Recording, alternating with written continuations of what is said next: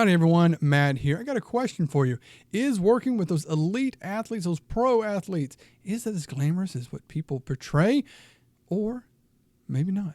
Let's talk about that. But first and foremost, let me introduce myself. My name is Matt. I'm Matt the PT, and I'm coming at you with another video on another topic of something in the physical therapy world. Second of all, I'd like to thank you for taking time out of your day to tune into the video. Thank you for the likes, the comments, and subscribing. And if you do feel so inclined, hit the like button, hit the subscribe button. It doesn't cost you a copay, anything like that. So with the Summer Olympics coming to a close, there's always typically those stories of an athlete who was injured and how they rehabbed back, or they're going to point out to the team of PTs, PTAs, athletic trainers, physicians that help keep the team healthy to get on the field, on the court, or whatever, and help them on that big stage. And I think that's wonderful. It does bring light to what we do as PTs and PTAs, and it can bring people into the field.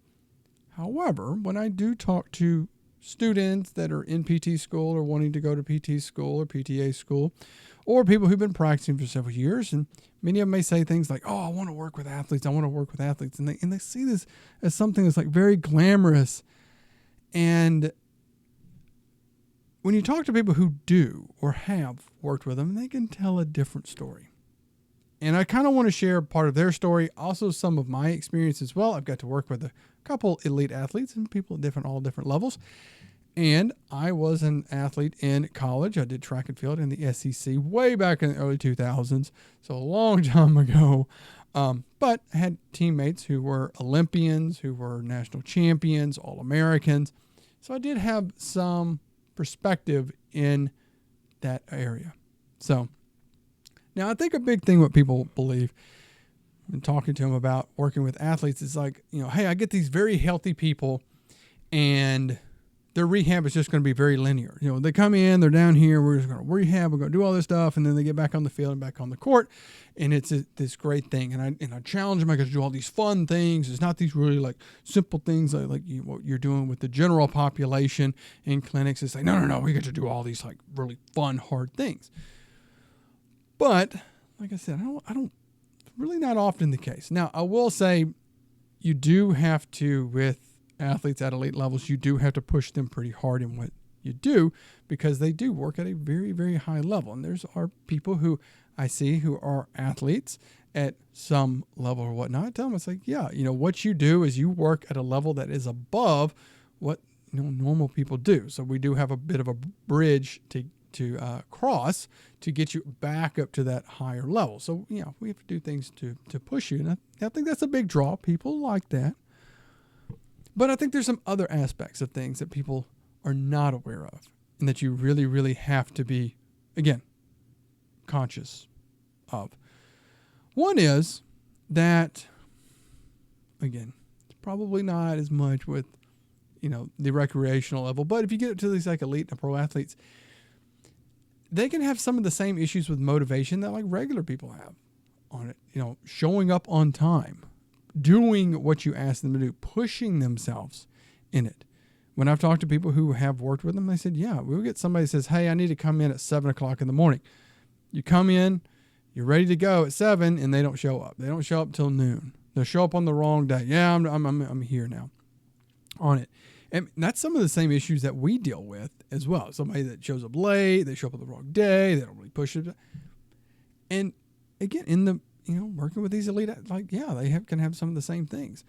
I've talked to people as well who worked with athletes that for one reason or another, just kind of hang around with an injury. They don't really want it to get better. So I've talked to people who worked with collegiate athletes and they said, because we've had somebody who was recruited by one coach, that coach left. They don't like the new coach. Well, they can't transfer out yet, but they don't want to lose their scholarship. So they just kind of linger around with an injury and they don't really want to get better with it because they may lose their scholarship. But that issue. Or people with pro, they're going through a contract dispute or something like that. So they're maybe not wanting to get better because there's something coming up with that. They don't go into a lot of detail on it, but can deal with some of those same issues. And again, you think, oh, it's the same headaches and stuff that we deal with. Another thing, and this kind of really depends upon the setting that you're in. If you're working for a team, sometimes you can just be viewed as an employee. Now, if you've ever read any of Tim Grover's books, he's got, I think, 2 books out. Now, he is an athlete. I think he's a trainer. He worked with Michael Jordan. He works with basketball players. And he's brought that up, and I have seen this firsthand as well. They said, the people who work on a team are an employee. And those elite athletes, these athletes, through their life, most of them have been very good at what they do. And when you're very good at doing a sport, often you get special privileges. They're just, given to you. And I've seen that. The kid on the team that can throw harder or run faster or stronger, they kind of give them special privileges because it's like, hey, we got to keep this person happy and healthy because this is how we're going to win on it, because we have this athlete. So we kind of got to give them what they want, or we could lose them to someone else. And they're the key to us winning. And some of them keep this attitude as they go. So again, you coming in to say, hey, you need to be doing this or doing that. They're like, no, I'm not doing that. Again, I saw this when I was an athlete, that very high level athletes are like, no, I'm not doing that warm up. I'm not doing that rehab. I'm just going to lay on the heat and stim. That's all I'm going to do. That's all.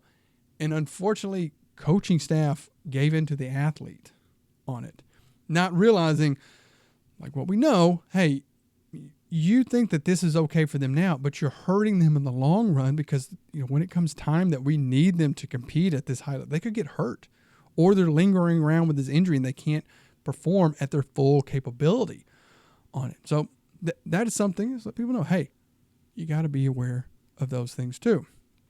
They can also fall for those, like the regular people, all that stuff that's on social media, all the crazy, it drives me nuts on like Facebook, on these like goofy devices, and we'll talk a little bit more about that stuff, or philosophies on stuff. And many of these people approach a pro athlete or an elite athlete to say, hey, come in and do this stuff. And then they use that as a marketing tool to say like, oh, look, we get, blank athlete from blank league, and look at that they're doing this, and that they use it to sell it, when it's like the athlete may dabble in it a little bit or try it, but it's not really the main part of their, what they do. And they may dabble in a little bit, but then they kind of fall off. But again, they can fall into some of those things as well. Now, I will say this.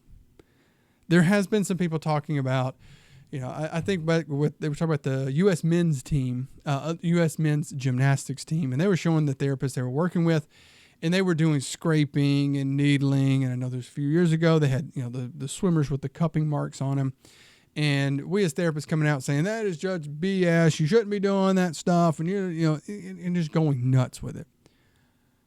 Now I will say this about those elite athletes.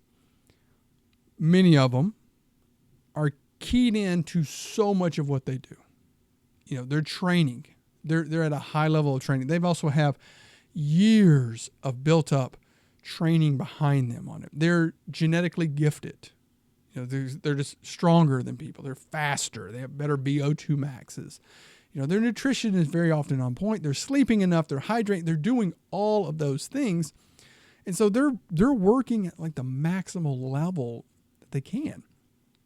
And so really when it comes down to performance on the field or the court or what have you, it's all right up in here on it. And it's like you have to be there mentally and ready to go mentally to do it. And if those things like needling somebody or cupping somebody gets them to feel that little 0.1% better, that they can perform 0.1% better out there, that could be the difference between first and fifth or something. And that could be millions of dollars in endorsements and all sorts of stuff as well. So I see it in those terms of pro athlete. And I tell that to my patients as well. I tell them that. It's like, look, there are so many other things.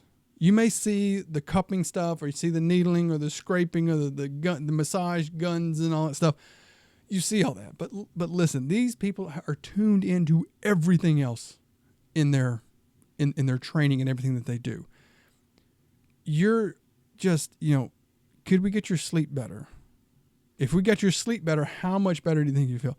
If we get your stress under control, if you start, watching what you're eating and consuming the right number of calories and your height, if we got these other things better, I think that's going to help you so much more than doing the stuff like these pro athletes do and these elite athletes. Like, that helps them because, yes, they need that little 0.1% because that's a difference, because they are working with, inches of what they do. So I do see that we kind of have to keep that in mind. Yes, it's a bunch of BS very often, but sometimes this is what they need. And I've talked to people who, again, worked with pro athletes who do, they come in, they throw them on a hot pack. They lay on a hot pack for 10 minutes. And, or they do this stuff that we know, it's like, there's no evidence that really shows any of that. And I asked them, why do you do that? Oh, if it helps them, and they said, if it helps them get into a better space mentally to push themselves in here and to feel comfortable, we're going to do it on it. And I said, yeah. And I will say, back really when I was competing, those little things that put you in a good headspace on there can be huge, huge on it. And again, I do think that is a big thing that we do need to be aware of.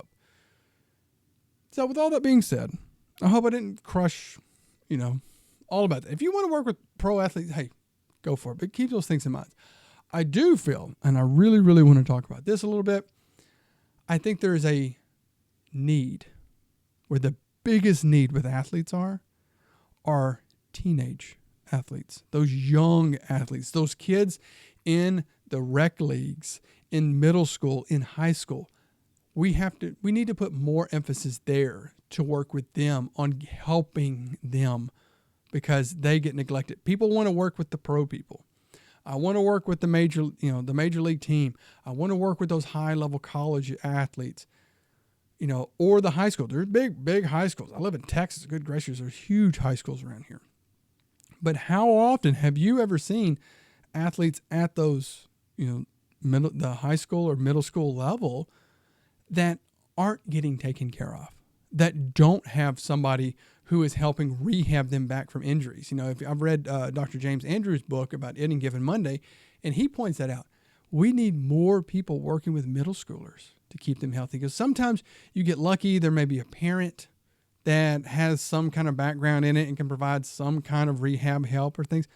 But very often, most of them don't. And I can tell you, I've had kids that get hurt and they miss out on a lot. They miss out on being able to play through high school, and that can lead over, or they're playing at high school and they don't get rehab properly from an injury or something. And that causes them to miss out on going to college at some level, maybe going to junior college, D1, D2, D3, whatever.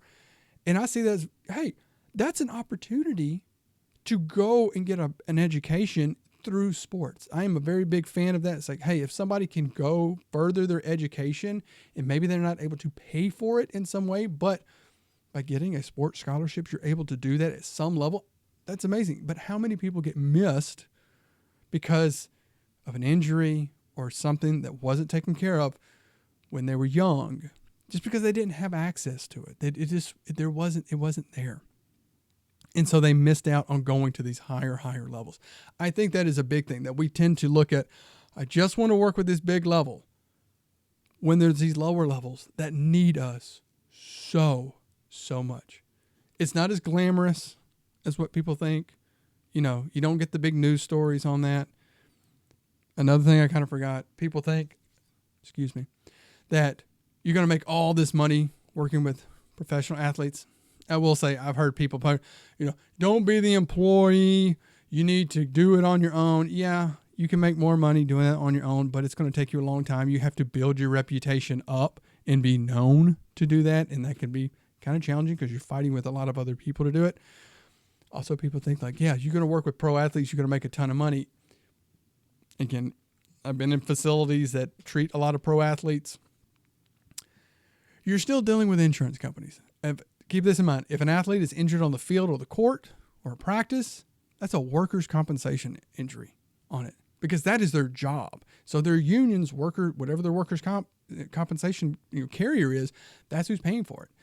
So, we deal with factory workers or, people that work in office jobs that get hurt and go on workers' compensation. It's the same thing. So those worker comp may say, oh, we're just going to pay you a lump sum for the treatment on that. Oh, no, we're only going to pay for 4 units to get on that. Oh, we're only going to pay you this flat rate per visit on it. So you can run into that with a pro athlete because, again, that's a workers' compensation injury. They're not going to pay you.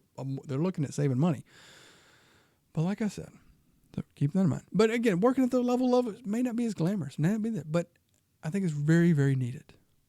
And that we need to get into those rec leagues, those middle school teams, work with those kids, keeping them healthy, allowing them to go into high school, to have a chance to go to college and play a sport. And again, so few ever make it to the pro level, but hey, you can get to college.